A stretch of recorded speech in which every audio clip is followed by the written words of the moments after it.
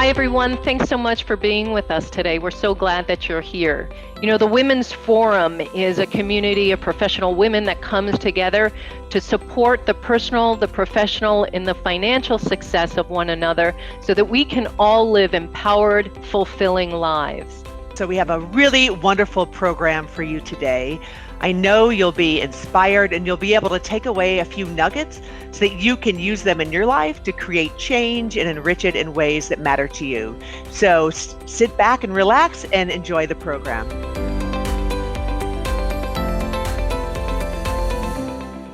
You know, we have certainly had an action-filled start to the year, haven't we?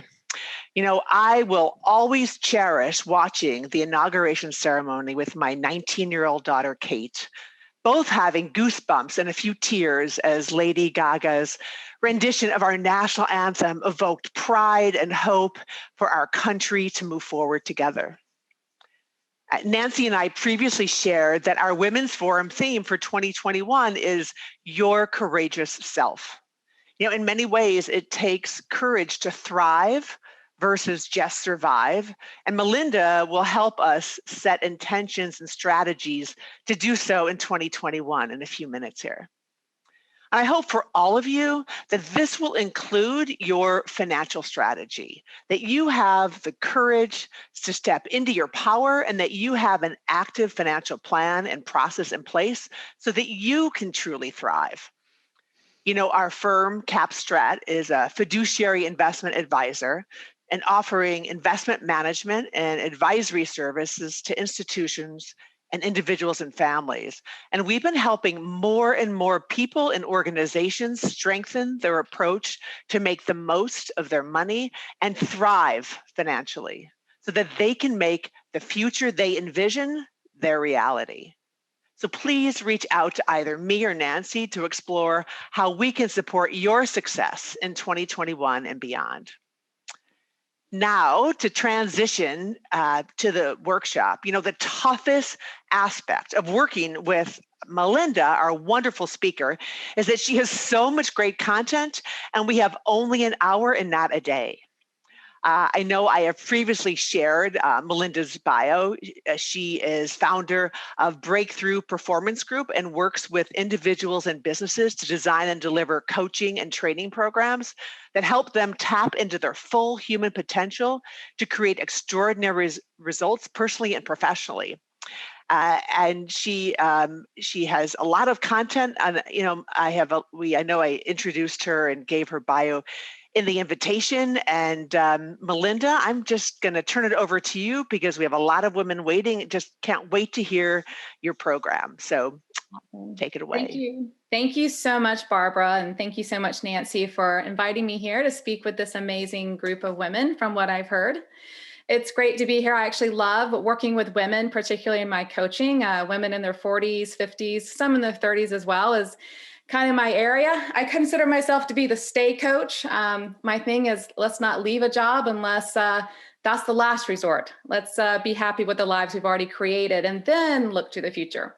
So over the past year, it's become really clear that if we're not thriving personally, we will not and we cannot thrive at work.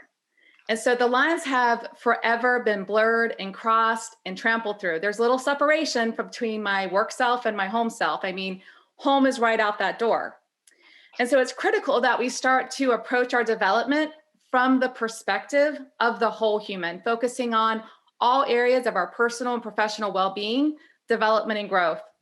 Now, when I was talking to Barbara, I found this quote, and when she told me that your theme was courage, I thought this just really went along with what we were trying to accomplish today.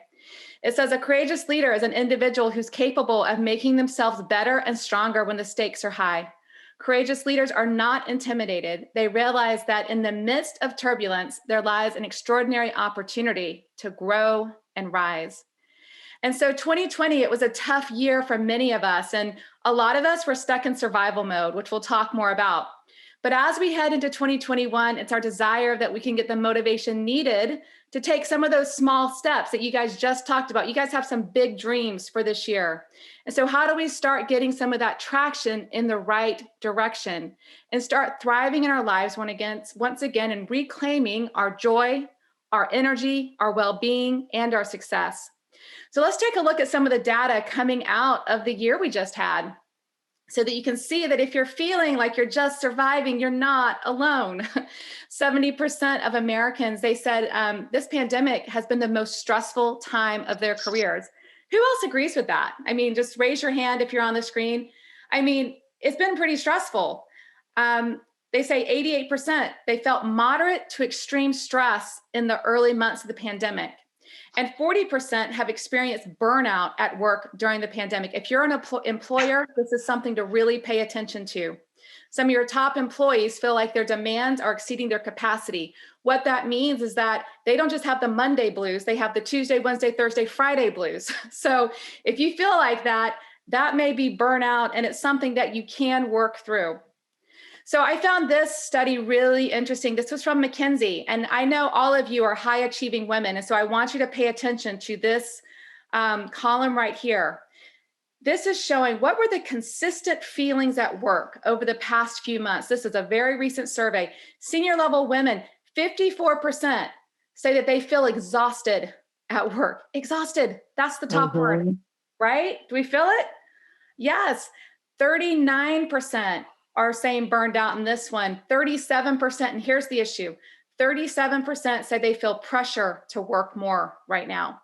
And then you have about, let's see, 9%, 10%, 11%, here it is, that are feeling excluded during this challenging time. And I will say that if you look at minorities, that's even higher. So that's something to pay attention to in our communities. So there's 4 zones that we all tend to oscillate between. And so we're going to talk a little bit about each of these, but let's get the chat box going. Before I even give you the definitions, what do you think? Over the last year, did you find yourself in avoidance, survival, anxiety, or thriving?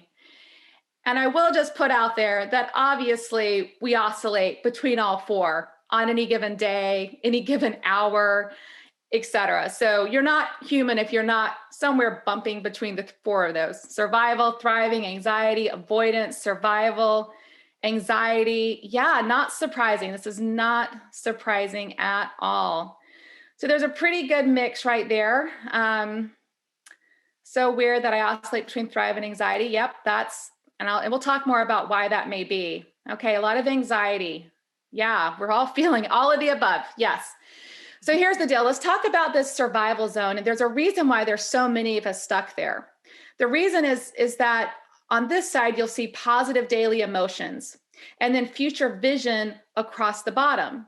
So when you think about positive daily emotions, obviously in a year like 2020 and even the beginning of 2021 with all the political turmoil and things that are going and the increase in COVID, we've been feeling more negative emotions than positive on a daily basis, unless we're really kind of fighting for joy, I would say. Also, our future vision in 2020, I mean, think about it, every vacation, where you work, your kids' schools, like so many things got canceled and changed, and there's still so much uncertainty that it can be challenging to have this really strong future vision. And so that's why so many people are stuck in survival. Let's talk about avoidance. This is a really fun one. You may change your mind when you hear what this is.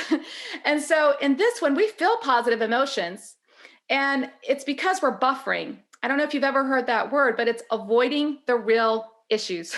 We don't want to feel negative. We don't want to feel yucky. So what do?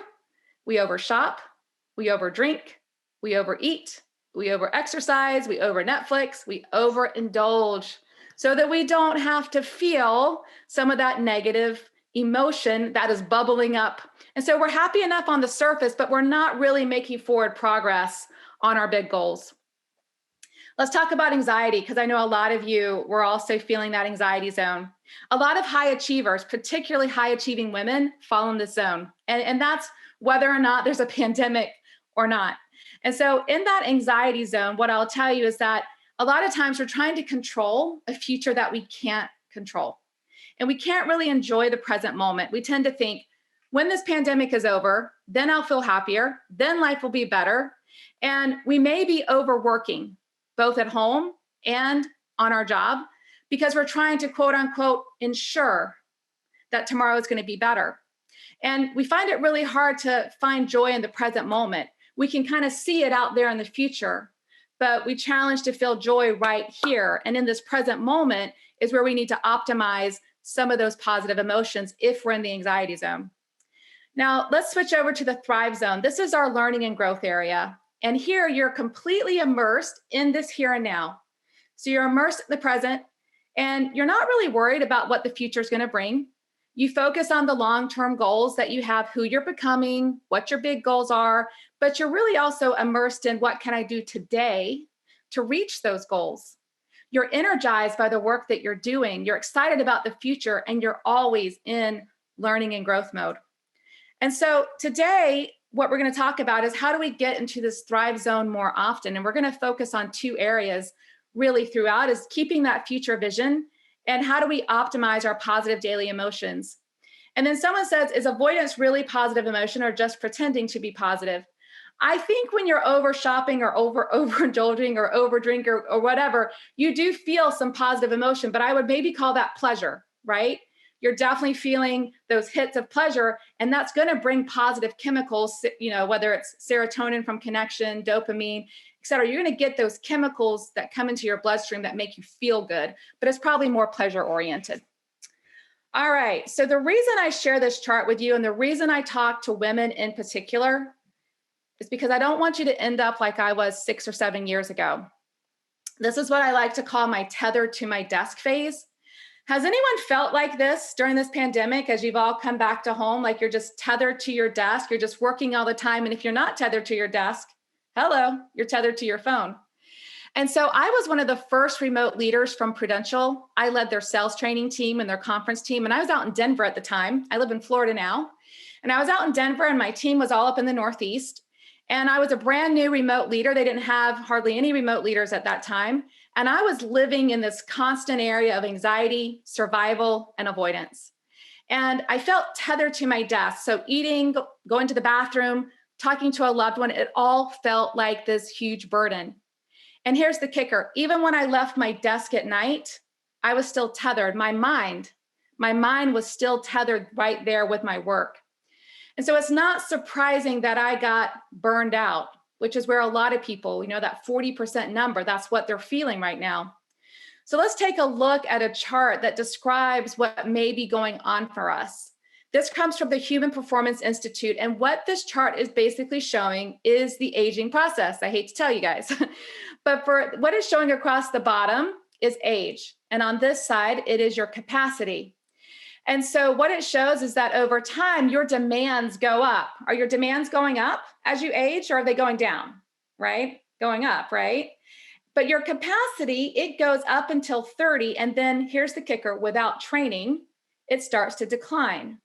For every year over the age of 30, we lose about 1 to 2% muscle mass. We decline cognitively, and our demands are going up. And I like to say that, this was me 6, 7 years ago. I call this my chronic unhappy phase of life. It's also burnout. It's when your demands are above your current capacity. And so my wake up call was this. I walked in, and my 10-year-old son, I have 3 kids, and he's now 16 now, but he was 10 at the time. And he was on his knees and he was saying a prayer. And the words he said were, please help my mom to be happy. Oh, yeah, it was hard. That was the moment right there. I remember it crystal clear that I had that wake up call. But I'll tell you this, here's what you need to know is that in the past year, you see this yellow line, see this demands line, it's off the chart. It's not even on the chart anymore. I mean, we all had new demands placed on us. Caregiver, remote school teacher, our own personal trainer. We all became chefs overnight. We're basically your 3-ring circus masters of our own families. Now, in addition, you may have also experienced things like losing a job, family members that are sick, maybe your savings tumbled. If they did, you know who to talk to. Maybe, we don't know what went on, loneliness, you name it. But we've been dealing with a lot of extra demands. The good news is that with the right training, with the right type of coaching, with the right type of intention, you can start to shift this and turn things around and have your capacity be able to keep up with the demands being placed on you. So Barbara's going to launch a poll, but I wanted to ask this question of you guys. You kind of heard my own story, But what would you say? What do you sacrifice or give up when your demands exceed your capacity? When you have so much going on, what gets sacrificed? What gives up? What gets given up? All right. I'm seeing a lot of answers coming in. You can do multiple choice on this, right? Yeah, probably. Yes. A lot of times you can. Oh, it says multiple choice. So. Sweet. All right. Looks like there's a pretty good mix here. That self-care though, that's that's the winner right there. Self-care and health. Looks like those are all of them. Yeah. Okay. Community service, your relationships, your parenting, your friendships, full engagement at work. Yeah, it's funny that full engagement at work is on the low end. I was exactly the same way. My work was thriving. Because guess what? We're all high achievers, right? We don't let the ball drop at work. What gets dropped are the things that actually matter. And so we can go ahead and I'll go ahead and close that poll down. But thank you guys. Thanks for participating. Let me go ahead and share. Can you guys see the results? Okay. So what you'll see is self-care was definitely winner, winner. And the lowest was at your work, like I just said. Okay. Thank you guys. All right, so considering all that, let's take a look at my definition for thrive. I skipped it. Hold on one second. All right, so thrive is to grow vigorously and achieve success while maintaining, this part's important, while maintaining your health, your happiness, and your positive relationships. If I do nothing else, I want to challenge you guys to think about success a little bit differently. And I want you to consider that success goes way beyond the things that we accomplish financially and at work. That's really important. But when you're 85 years old and you're looking back on your life, what are the factors that are going to be most important in determining, did I live a good life? Was I fulfilled? Did I have a successful life? Yes, financial prosperity, it's a part of it. It helps us live our biggest and wildest dreams and give back in ways we could never give back otherwise. But our family, our relationships, our own happiness, our own health, those things are as critical as well. I think sometimes as women, we like to be the martyr. And we just like to say, well, it's the cost of success. It's the cost of providing for our families. But you have to ask yourself, how long are you willing to sacrifice your health, your family, or your relationships? It really is up to you. So the reason that I talk about this stuff in the workplace is because it matters. What we know is that thriving employees ignite success. And it's the same that's true in your own lives. You're going to notice that in your own lives, that when you're thriving in these other areas, you thrive more in your work. You accumulate more wealth. All the things that we can measure go up in your life. And so 3 times more creativity, more productive. Don't we all need that? But I also like to pay attention to this because I know a lot of us suffer with fatigue and we all want to live longer. We all want to be healthier. So what I'm going to do for the next, we have about 35 minutes left, is I'm going to walk you through a framework that's going to help you to thrive personally and professionally. And we're for sure going to hit the 3 core principles. I will touch on the 3 strategies, and then I'll share at a minimum what the daily habits are that I suggest for thriving. But these core principles, this is really where a lot of it is at. So we have the 3 principles, the 3 strategies, and 3 habits. So let's talk about the big picture principles. The first one is that you thrive. Remember that definition, thrive. The very first part said to grow vigorously. And so you thrive when you're growing across 8 dimensions. Now you have these outer dimensions that I have listed right here along the left-hand side.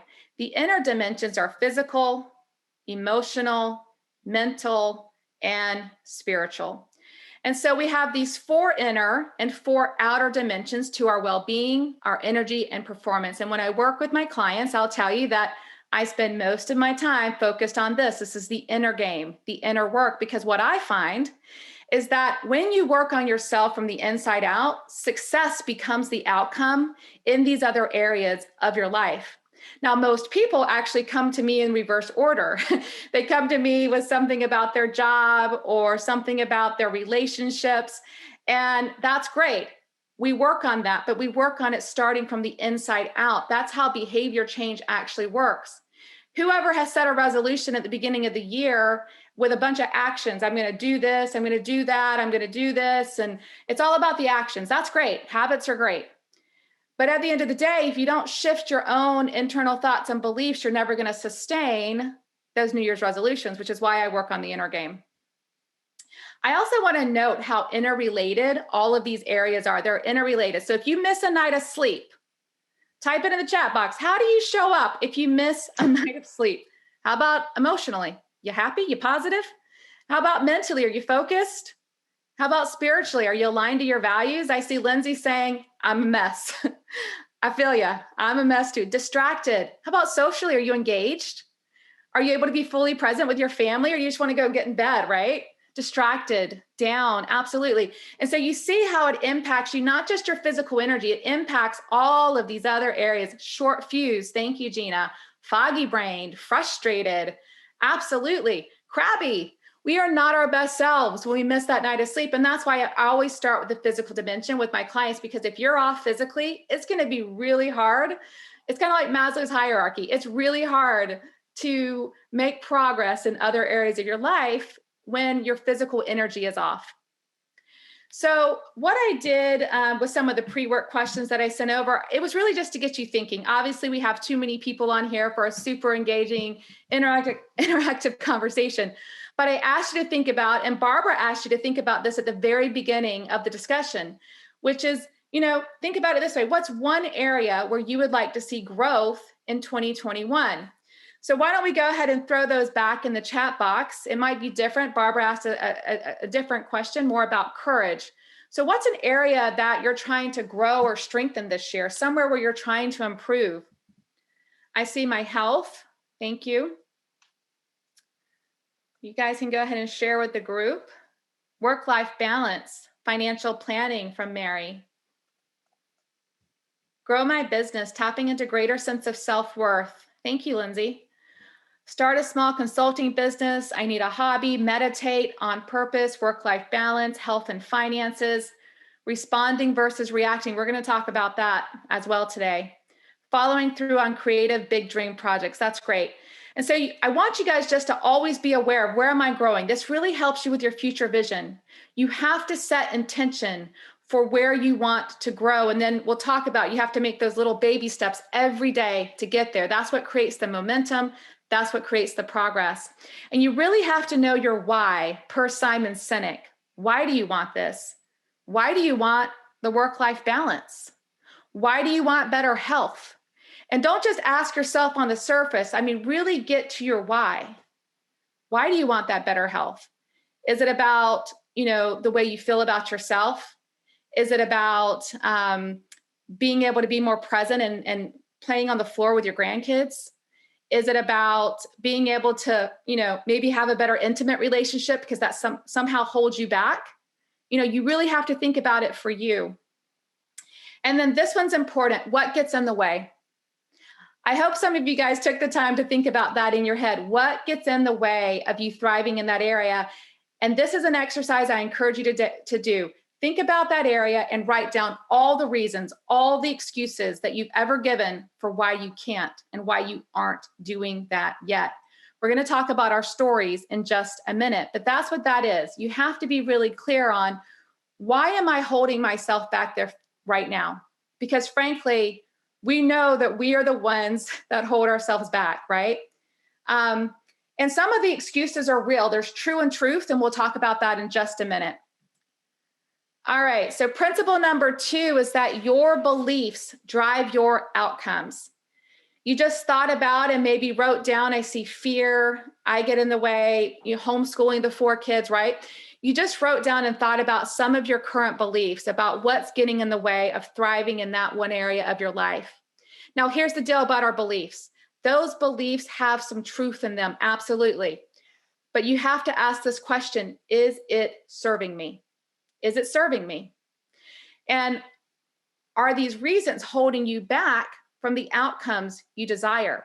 Because what happens is we have our circumstances, I consider those neutral, but our beliefs, our lens, the way we view the world, this lens or these beliefs that we hold about ourselves, they've been shaped and formed since you guys were very young. They've been shaped by all the people around you, every moment up until this point, your religion, your upbringing, your parents, all the messages from the outside. That's what shaped the beliefs that you currently hold about yourself and about the world around you and about other people. And what happens is that a lot of people feel that it's the circumstances. So I lose my job and that triggers me to be sad. No, it's actually the beliefs about losing your job, because two people could lose their job on the same day. And obviously we are all in different financial circumstances. I'm not talking about that, but someone will say, this was just the opportunity I was looking for. And someone else will hold themselves mired in the loss for a really long time. And that comes down to the lens with which we view the world. And so our beliefs drive our emotional reactions. And then those emotional reactions, we get chemicals dumped into our bloodstream. That creates our behaviors, our action or our inaction on the goals in our lives. And those behaviors do what? They drive your outcomes. So if you want to change your outcomes, first of all, the reason I'm a stay coach, like let me help you stay and love the life you've created, is because it's hard to change the circumstances immediately. That's the hardest thing to change. But I can work with you to work on what are the behaviors we want to shift, the emotions we want to shift, that this emotional state that you carry.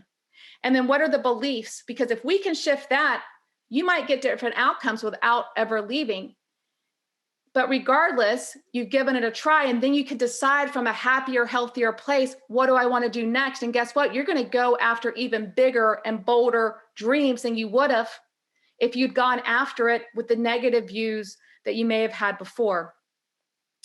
All right, so let's watch a video to see what these stories sound like.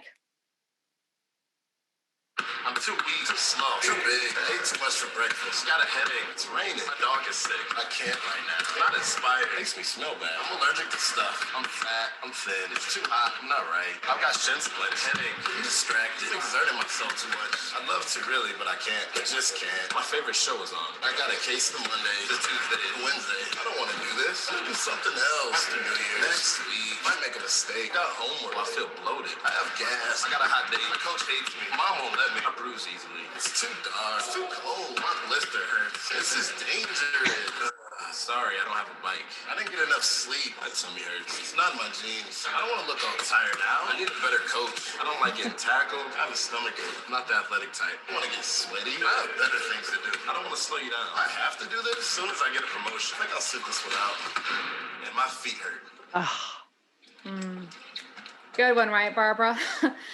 Yeah, what a message, because the whole time you're watching that video, you're hearing all these stories and you're thinking, yep, been there before. I sound like this guy, man, he's got a lot of stories. And then you get to the end and you realize this guy had no stories. This guy had no blocks, and he was able to be a top athlete, despite what some people may have felt may have been holding him back. And so that's why I say it's the stories that we tell ourselves that become our reality. Most of our negative habits actually come with a story, if you think about it. And a part of that story, it may be truth, but other parts, they're just our version of true, is what I like to call that. True versus truth. Truth, you can actually go to court and prove it. True is just your version, your way of viewing it. Here's the uplifting news for the hour. You are the creator and editor of your stories. If you change your story, you change your life. Who's on Peloton? If you're on Peloton and you know it's Year of Yes with Shonda Rhimes, this is the big message from Peloton this year. It's the fact that you hold the pen. You hold the pen to your life story. And when you start to shift your stories, your world changes. All right, so what I want you to be thinking about is, can you rewrite your story? What's a more empowering way to look at that area of growth? And so if you have some stories, if you have some excuses, you know, the next part I always do in behavior change process is think about, well, let's write that story a little differently. So if you have a story that sounds like, well, there's not enough time, there's not enough, hours in the day to exercise or whatever, and my family needs me. My husband, he likes to hang out at night with me. So if that sounds like some of your story, the reframe could be, well, health is my number one area for personal growth. I can and I will rebalance my life to make time. And as I take care of myself, I can take care of other people better. So it's important that as you think about the area where you want to grow, I really want you to write an empowering story for yourself that you can look at every single day. Your words matter, particularly the words that you speak to yourself. All right, number 3, your mood. This is my big one. You'll hear me on this on social media all the time. Your mood, your energy, your attitude, your choice. Your choice. So here's the deal. Our stress reaction is out of our control, completely out of our control. That fight or flight part of our brain, the caveman brain, the amygdala, you've heard that before. I believe it's out of our control. We can start to create a little space over time, but our response is within our control. Stress is a biological reaction. It's out of our control. You'll see right here, the amygdala reacts to a threat. Now here's the deal. The amygdala used to react to like tigers chasing you. You know, that's where the amygdala, that old brain, comes from. Today, we have a lot of perceived threats, like we get an email with all caps, and it does the same thing to us as being chased by a tiger. And so that cortisol, that adrenaline, it gets released into your bloodstream, even though it's a threat that's not really that big of a threat. And that's why I say it's fairly automatic. But you can train yourself. You can train yourself to be able to, that's your sympathetic nervous system at play. And by taking deep breaths, moving your body, stepping away, practicing gratitude, those are some simple ways to re-engage what's called the parasympathetic nervous system. And when you re-engage that, you respond versus react. And so an example is last week, I woke up at 4 a.m. We talked about sleep and what a mess that is, right?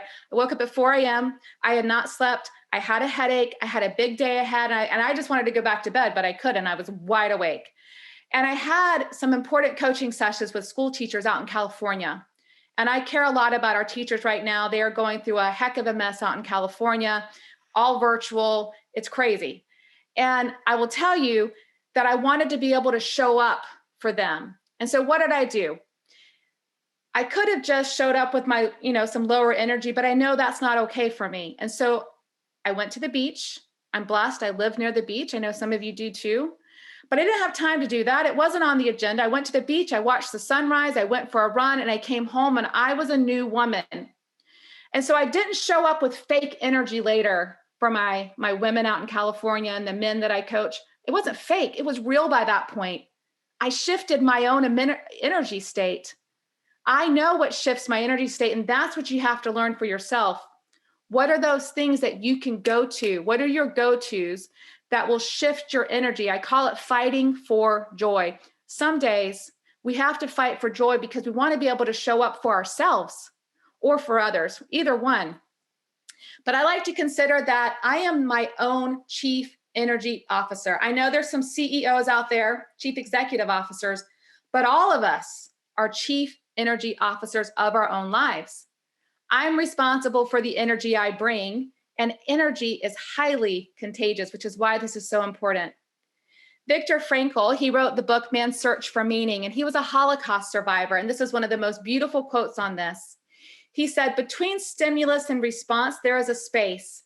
And in that space is our power to choose our response.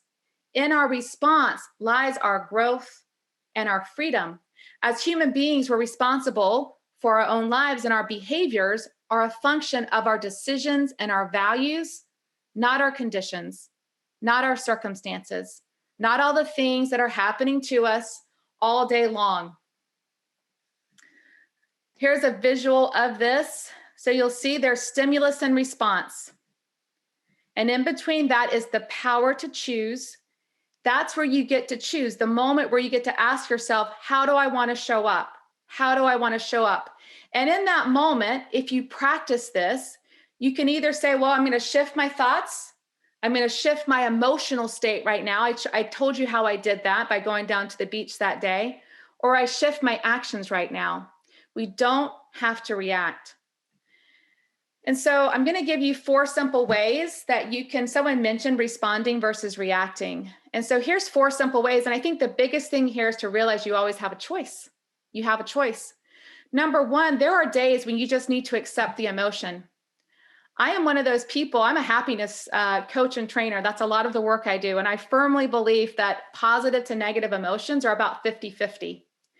Particularly when you think about the fact that I told you they're kind of out of your control. Anyway, the emotions. Now, one is to just accept it. Maybe you're grieving. We all need to grieve from time to time. Maybe something bad just happened, or you're talking to a friend and you don't want to just show up Pollyanna for a friend who's grieving. You want to grieve beside her. You want to be empathetic. You want to show compassion. So sometimes we accept the emotion. That's a choice. Number 2, express it respectfully. Maybe you call a friend to say, can I talk this through with you? Maybe you write it out in a journal.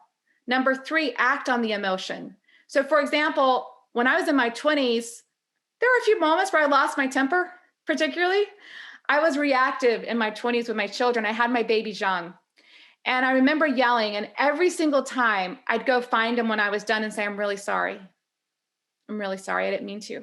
I love you. Will you forgive me? And so sometimes it means like if that meant I was feeling guilt. When I'm feeling guilt, guess what? Do something about it. Go apologize, whatever it may be. But sometimes you might want to act on that emotion in a constructive way. And the other one is to shift your emotional state. And I shared some ideas a few minutes ago about doing that. So Kristen, this is my friend Kristen, and she's a triple amputee. She's a mom of 5, and she lost her 2 arms. And these are her prosthetic limbs that she has on. They're great. She has like some of the best out there. And she has a prosthetic leg and foot as well. And Kristen was a marathon runner. She owns a business. She's a therapist, actually. And like I said, she's a mom of 5. Her youngest was 1, and she got sepsis and she lost her limbs. And it was obviously a really trying time for her. But here's the biggest lesson I've learned from Kristen. She said, it's okay to have a pity party from time to time. You just got to put a curfew on it. You just got to put a curfew on that pity party. And that's what she does. She said, listen, it's normal to feel negative emotion. You just got to make sure your emotions aren't running you. And so I'll tell you that Kristen's the reason I ran my first half marathon. She was my why. If you ever have a big goal, I wasn't a runner. I had a lot of stories about why I couldn't run, including the Florida heat, including the fact that I didn't have the body for that, including the fact that my knees hurt. I had all these reasons until I was 41. When I got clear on my why, my friend Kristen, I ran that half marathon. And then I ran another one last year during the pandemic by myself on my 44th birthday, by the way.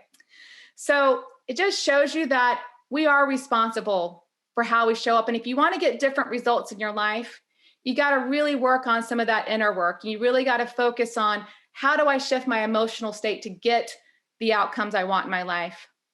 Really quickly, I'll tell you this. You have the ability to generate positive emotions. And a lot of times people just wait around. We wait around. I'll be happy when. I'll be happy when I have more money. I'll be happy when I lose weight. I'll be happy when I get a new job. I'll be happy when this pandemic's over. I'll be happy when. And when is like always out there in the future. And my point is this: how long are you going to wait to feel happy? How do you bring more of that into your day? I think we have to stop pretending that it's not a choice. Because when we use our thoughts and we use our actions, we can create better energy. And so you have to set intention around this. So every day I get a text, and the text that goes off at 9 a.m. says, bring the joy. That's what it says. It's a reminder. It's a reminder to me every single day of who I want to be, and that it's a choice. Now, here's the deal. Like I said, it's not fake. It's not fake. Because if I'm not feeling the joy, I know what I need to do to turn things around, to turn that ship around. And of course, every day isn't going to be joy and things like that. I get it.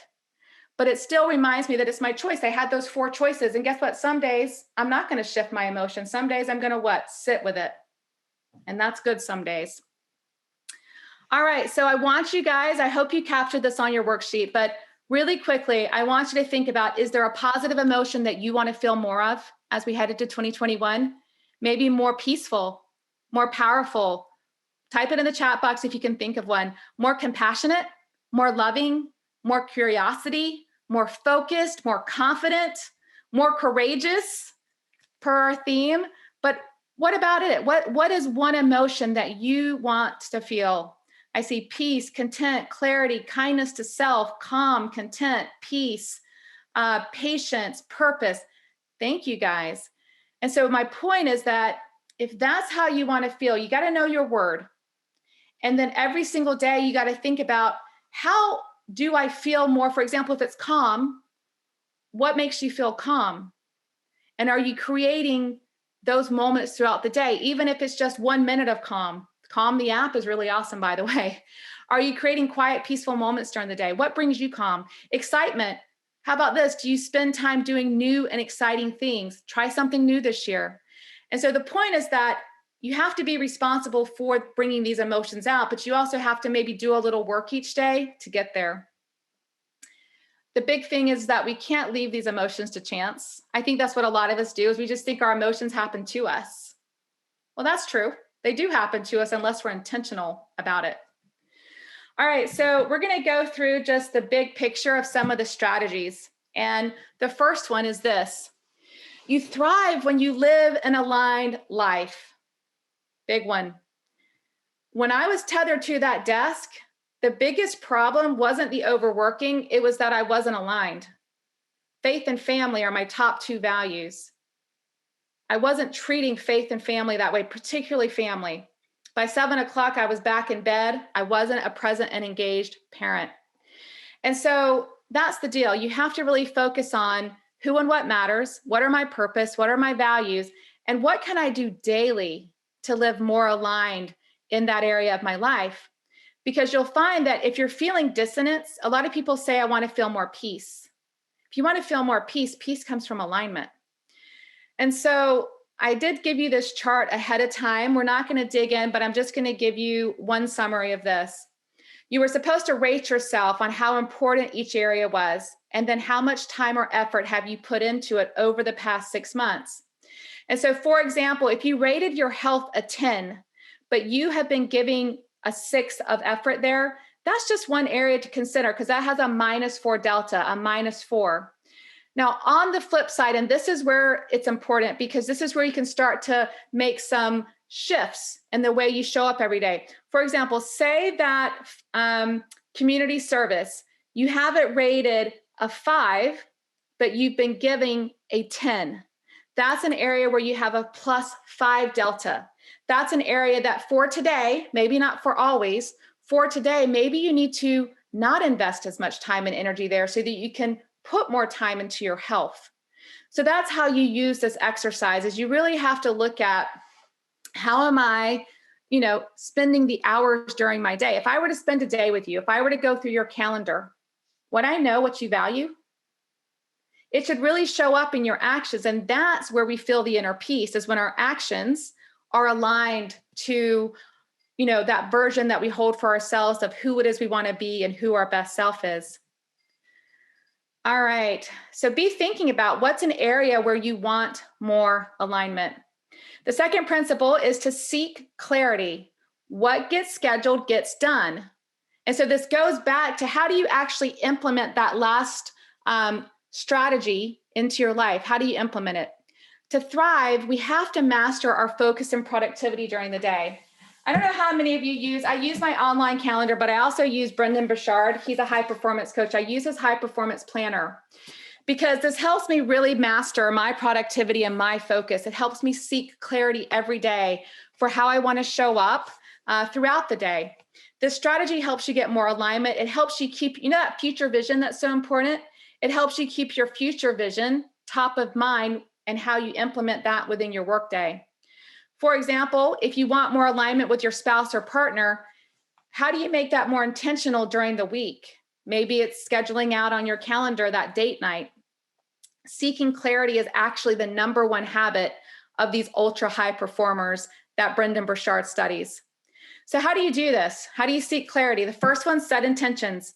Set intentions for your workday. Set intentions for all of your big meetings. Before a big meeting, I think about, how do I want to think and feel during this meeting, and kind of what's the objective, and how do I want them to think and feel, and what do I want them to do as a result of this meeting? And so I always recommend setting intentions. But here's the other important one right now, big one for work-life balance.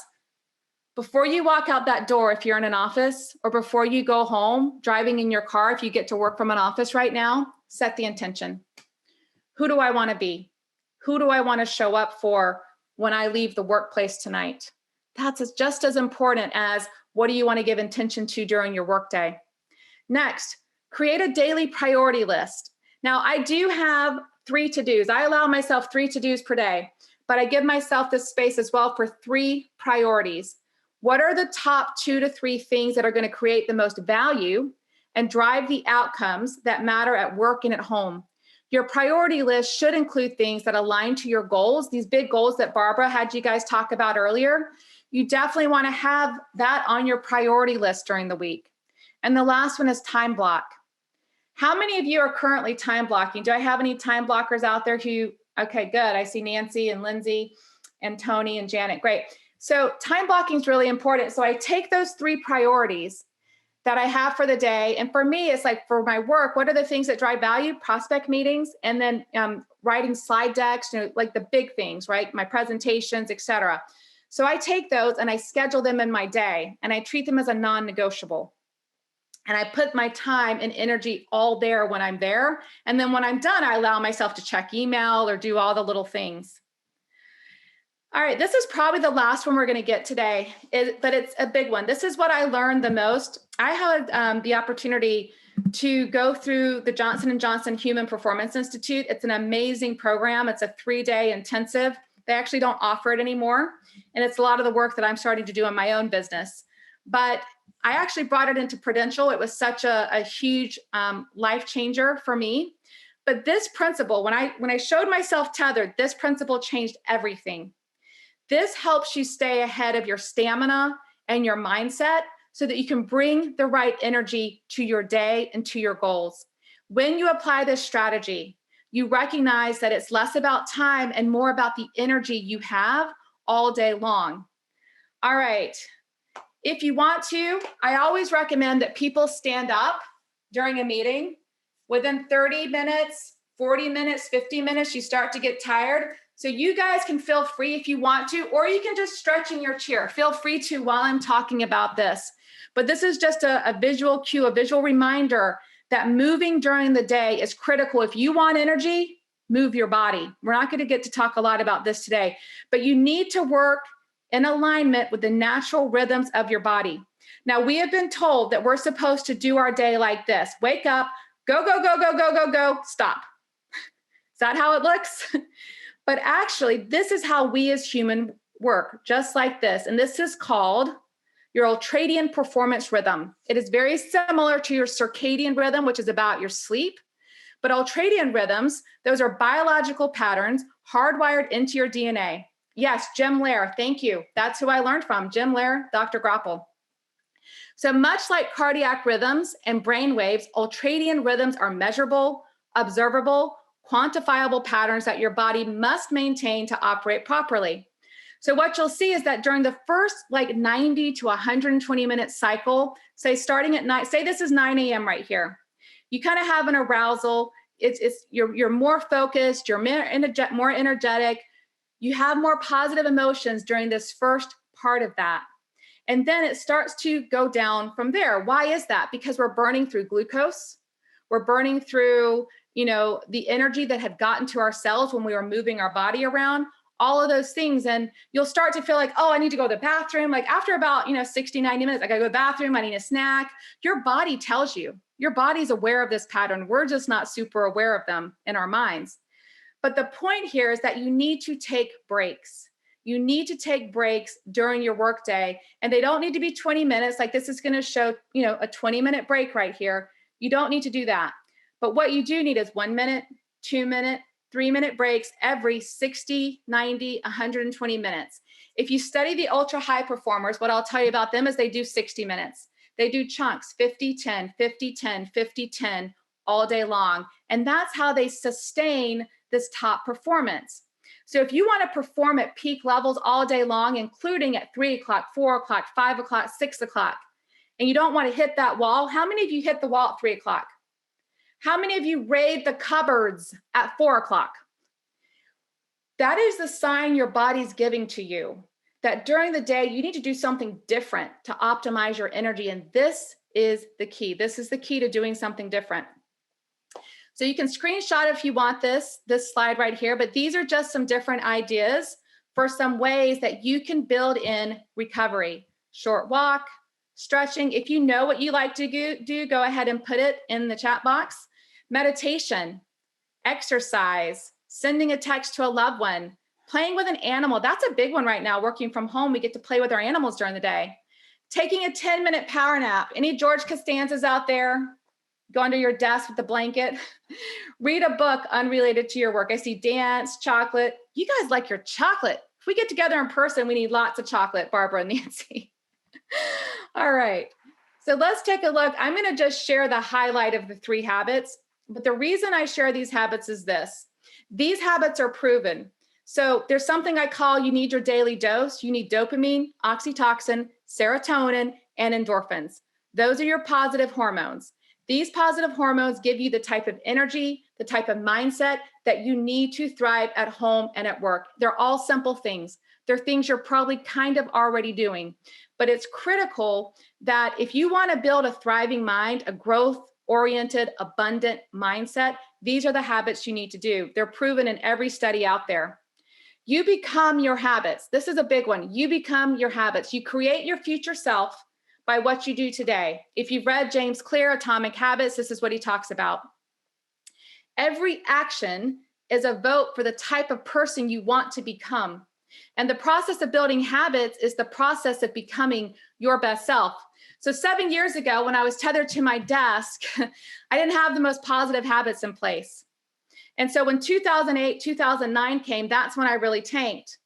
This year, when 2020 came, because my habits were in place and had been for the last 6 years, I was a totally different human. I mean, yes, you can experience pain and joy in the same place. And I had a lot of the pain, but I had immeasurable joy and peace the entire time. It was my constant companion. That's the difference. And that's why we apply habits in our lives. It's as much for today, but it's also about the future self that you want to become. The most important thing is to know what are the habits that help me be my best self. So you can type it if you want to, but what are the habits that you have that help you be your best self? And if you do nothing else, do more of those. But here are the 3 that are proven. Practice gratitude, nurture relationships, and I mean every single day, and move your body. We already kind of talked about that, the energy, the endorphins that come from moving your body. But I'm going to tell you just about one of these habits because it's unique the way that I teach this. I teach it from the positive psychology mindset that you actually can change your neural pathways to become the most grateful human on the planet. We all consider ourselves to be grateful, right? I'm grateful for my house, my home, my family, all the basics. But to retrain your brain to literally think in gratitude, to literally look at the world from a much more beautiful lens. You will create a new lens from this. You have to look for different things every single day. So for 30 days, do this. Something you're grateful for, something you learned, something you accomplished, and one moment of delight every single day for 30 days, and make sure they're different. So if you write, I'm thankful for my home on day 1, don't use home for the next 30 days. So that's the key. That's how you shift your mind.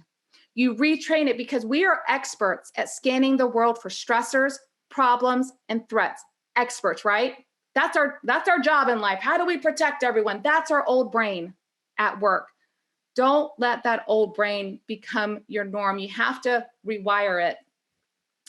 All right, I'll just go through to nurture relationships really quick. We know what that's about. One question I ask myself every morning in my planner: what's one kind or thoughtful act I can do today? When I'm busy, I still always do it. You know what I do? I send a text to one person and I say, thank you. Simple, right? Takes me 30 seconds. That's it. And the last one's move your body. And here's why. Movement is the most powerful stimulator of your energy. It's the most powerful way to shift your mindset. Move your body, you change your mind. Absolutely. It's your first line of defense. I always say it's your first line of defense. When you feel like crap, get your butt up and go move your body right away. I promise you, you'll feel better. In fact, if you just move for 20 minutes, they say that those benefits last for 12 hours. So I'm going to go ahead and conclude right now. I just want to conclude by showing my beautiful family. This is a big piece of my why. Over here on the left, this is Tyler. Now here's the deal. My story's a work in progress. Aren't we all a work in progress? Are we all just perfect, right as we are? I sure hope not. Because this life is about growth. For me, that's why I'm here. I'm here to grow. I'm not perfect today. I'm not going to be perfect tomorrow, but hopefully I'll get there. Not perfect, never perfect, but my best self. So 7 years ago, when I was chronically unhappy, that was a challenging time for me. And like I said, I was successful at work, but it came at the expense of my health, my happiness, and my family. I'm thankful for that prayer because it reminded me of my why. That's the first step. Get clear on your why. I want to invite you to get back into the driver's seat of your own life. Reclaim your joy, reclaim your energy, reclaim your well-being. I am living proof that when you start to apply these principles into your life, you're going to start to grow. You're going to start to rise and build momentum a little bit at a time. And eventually, you're going to thrive in all the areas of your life that matter to you. And that's going to look different for me. I encourage you guys to take one small step. I want you to commit right now to just one little thing that you're going to do different this week. I believe it's by small and simple things. The way I got to where I am today, it was a little bit at a time. I didn't do this all at once. It was a little here, a little there, but it was just steady, just a little progress, a little bit better, a little bit, one step better every single day. And so what is one small step? Put it in the chat box for us if you could. One small step. I gave you some ideas. Maybe you want to edit your story.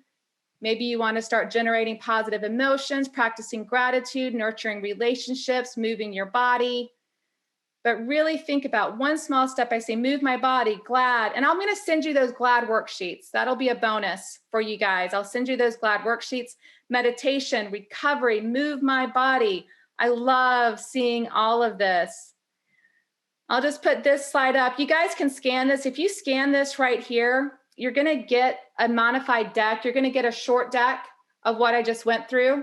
But I'm also going to send you some worksheets on the survival versus thriving, and also on the GLAD techniques. I'll send that out to you. If you're interested, I do have a recording of I think I'm going to have a recording later this week of Thrive Physically. I'm happy to share that with you guys as well. I know there's a lot of people working on physical goals. All right, I see smile, move, generate more positive energy. Thank you guys for the kudos. I love it. Thank you so much. Practice gratitude, nurture relationships, build in recovery, move my body, walk with my daughter. Thank you guys for being here. Feel free to connect with me on LinkedIn. I do a lot over on LinkedIn. That's probably where Barbara saw me the first time.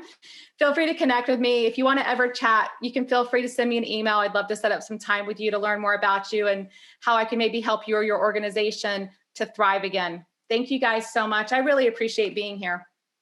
Oh gosh, Melinda, where do I start? Thank you so much, for guiding us through this discussion and sharing some strategies for how we can grow, rise, and thrive and really show up for ourselves in 2021. My sense is that many of us are committed to being more present these days and reflecting. But I think the strategies and the process and some of the tools will really help us make that a reality. Right? That's always the challenge to create that as a regular ongoing practice. So we will be sending a recap with more links to connect with Melinda. I know she offers programs in terms of individual coaching and as well as to organizations, these types of program content. And as you can imagine, if we had another hour, we could have had a more workshop, or we could have written some things down. So there's so many different ways that you might be able to tap into Melinda. And I know I signed up for her newsletter as well. We do want you to know that we've got our Women's Forum website already has links to our new program that we're offering every 6 weeks this year for either to have coffee or cocktails. Being in community has always been really important to us. As we were asked earlier, when are we going to be in person? We'd love to be in person, but right now that just is a little too challenging. And the only way we can, quote, be in person and be in community is really through the small breakout rooms and Zoom. So we are going to be doing that. Please sign up and join us for some of those. At some of the events, we'll be featuring a little topic, but mostly just having breakouts and getting to know one another. So Please keep an eye out for the videos produced by our research team, as well as by our Women's Forum. They're brief, relevant, and educate, engage, and empower you around trends in the markets and strategies for securing your financial future so that you can thrive. And if we can do anything to help, we are here as a resource, as you know, and we look forward to staying connected and being in touch, and hope to see you on Zoom soon. So I know we've kept you, so thanks for hanging in there. And Melinda, thank you again. Yeah, thank you so much. Pleasure to see all your beautiful faces.